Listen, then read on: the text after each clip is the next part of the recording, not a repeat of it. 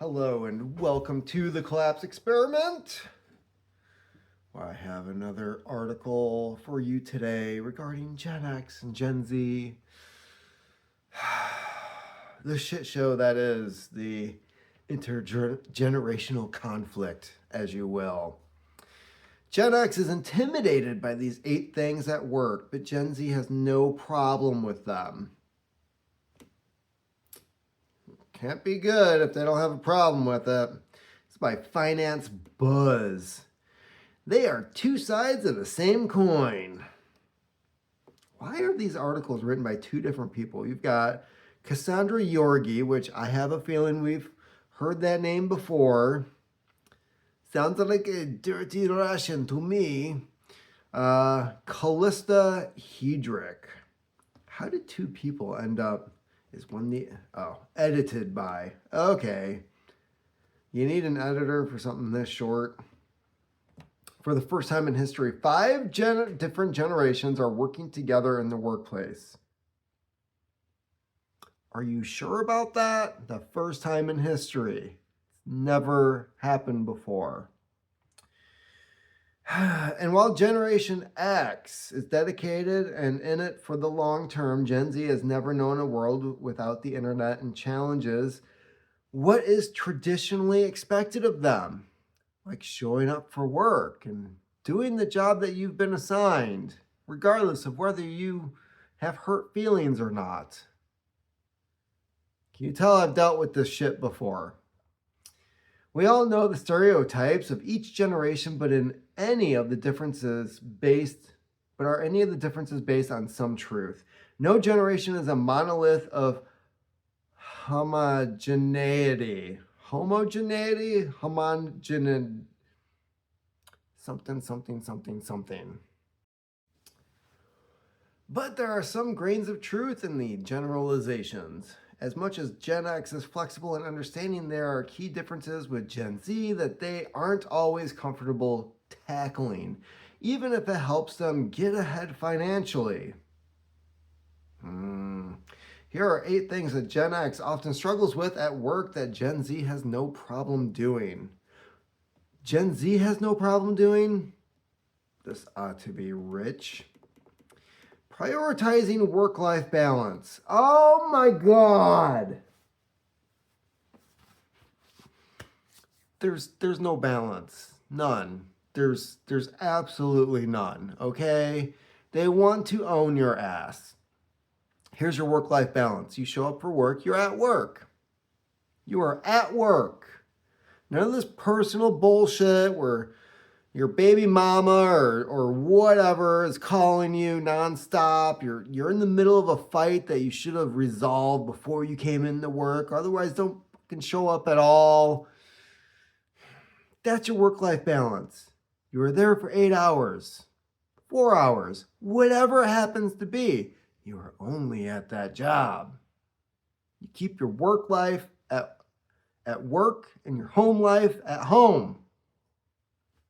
The number of girlfriends I had that tried to break up with me while I was at fucking work. True story. Insane. Gen Xers inherited the boomer mindset of working 9 to 5, Monday through Friday. But most never got the job security paycheck or time off that went along with these ideals.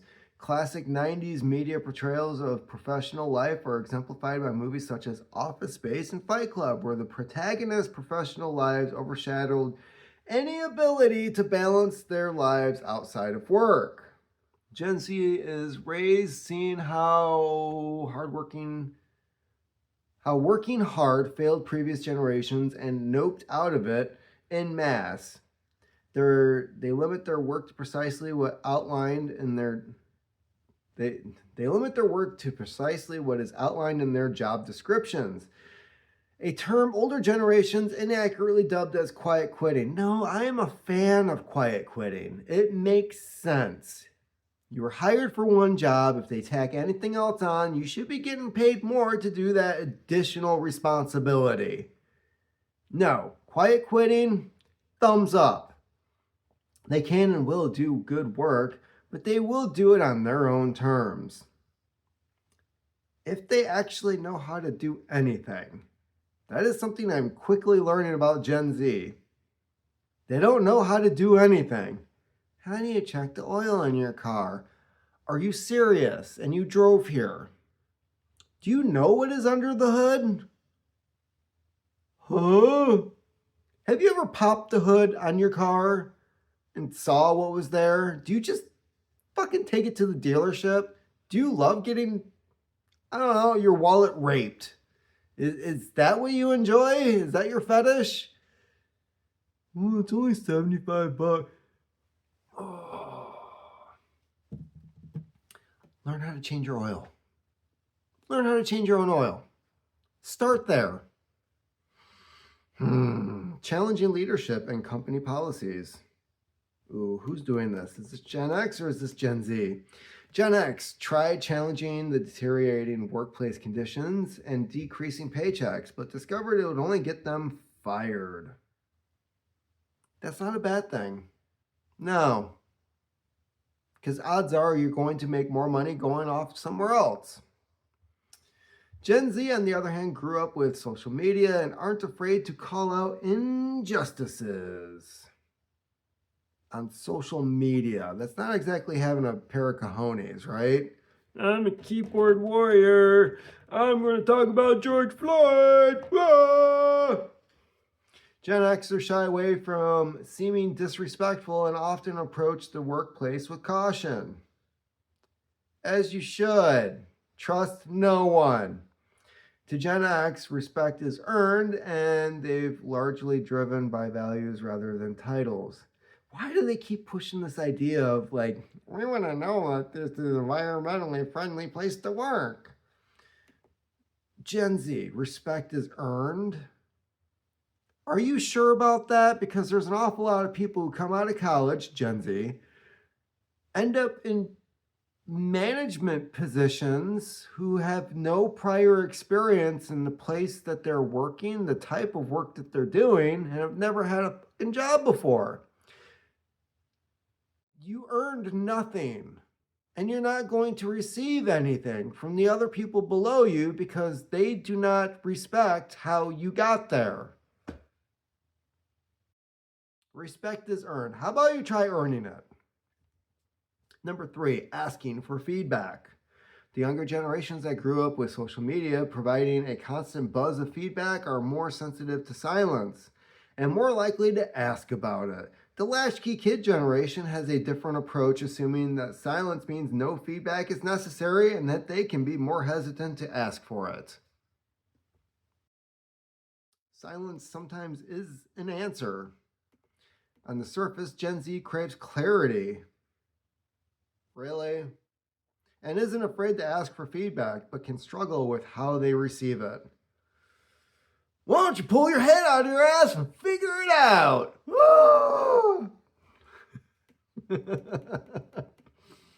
Prioritizing mental health. Oh my God! How often do I need to hear the same goddamn phrase? Why is everyone crazy? Why? You can't fucking handle reality. You can't fucking handle the drugs that you're consistently taking. You know how many people I know that wake up and they're smoking weed. It's after lunch, let's smoke some weed. Going to bed, smoking some weed.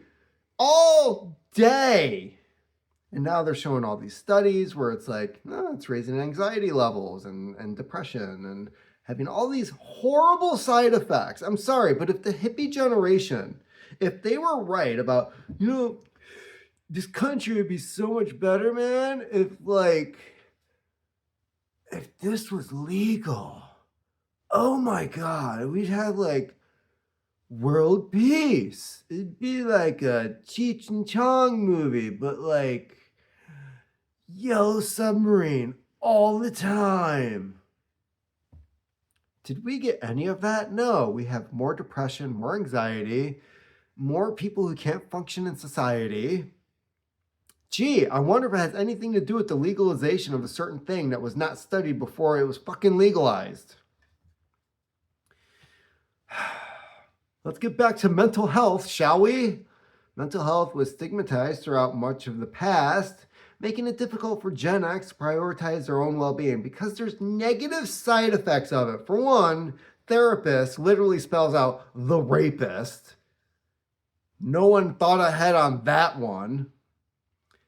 If you say the wrong thing, the cops are busting in your door and either taking out half your shit or fucking wasting you because you have no idea what the fuck is going on and you think it's a break-in, and yeah, you pulled your gun because, dear God, somebody just kicked in my front door and didn't identify themselves. There are repercussions to going to see someone and saying the wrong damn thing. They largely inherited this stigma from their boomer parents, while also recognizing the emotional toll it created on their relationships. Gen Z, on the other hand, was raised in a more open and vulnerable environment. Therapists need to make money. That's why they do not help you. If they were good at your job, you'd eventually stop seeing them because they actually cured whatever it is that was bugging you or helped you realize that perhaps you had certain negative people in your life that were holding you back.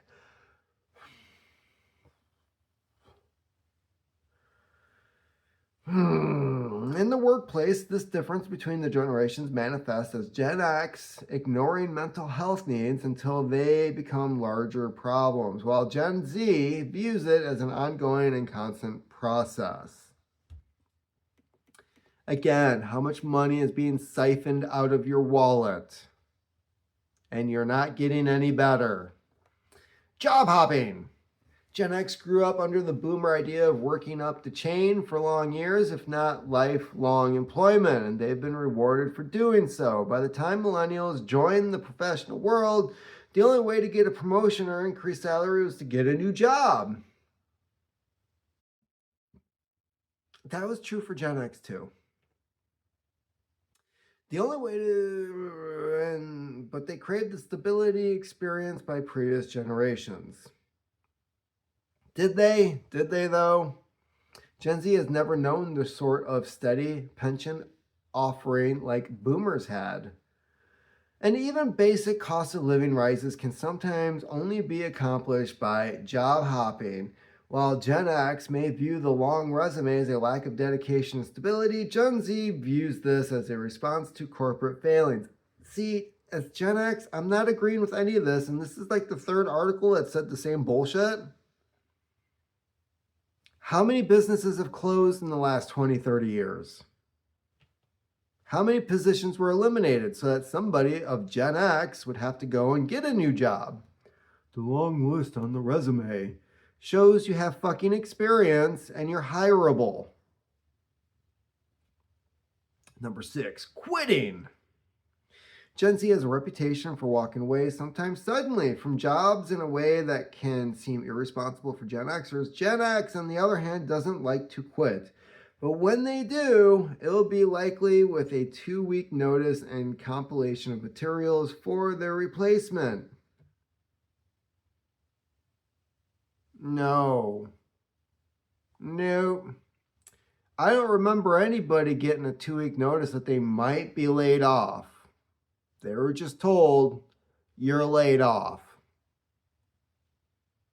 Now, we learned a long time ago that you give companies the same respect that they give you. And if they're just going to fire you on the spot, you can quit on the spot. No, that's not going to look good for your future employer. Don't really give a shit. Maybe it's a warning to them not to fuck around and find out. Number 7, unlimited PTO. Unlimited? How the hell do you get unlimited? Many companies have pivoted their compensation packages to an unlimited PTO model, but Gen X often doesn't trust this. Sounds like some bullshit to me. They desire clearly defined boundaries for vacation, sickness, and time off in general, worried that taking too much time will reflect poorly on them with their employer. Because it does. Gen Z shrugs an unlimited PTO, often uses it freely to maintain a healthy work-life balance. Retirement. As retirement rapidly approaches, Gen X is terrified of a world where it just isn't as financially feasible as it once was. Because it just keeps getting taken away from us. Those who will rely on Social Security are watching the government threaten the benefits that they paid into their entire working lives. Oh, we will get our money back. We will. With dedication of working years ahead of them to plan around such changes. With what jobs? Gen Z isn't feeling the same pressure quite yet. They already live like they're retired. That's my problem with Gen Z. Most of them work part-time. A lot of them don't even get cars because they don't want the responsibility or the cost of a car. They pay for streaming services and they're DoorDash, because they just refuse to cook.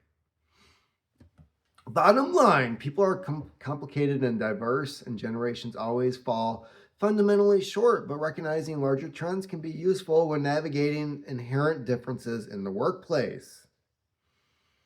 While there are key differentiators between Gen X and Gen Z, they often share the ever-growing problem of a corporate system that hasn't evolved across generations. Despite being at different phases of their career, both groups are simply trying to move beyond living paycheck to paycheck.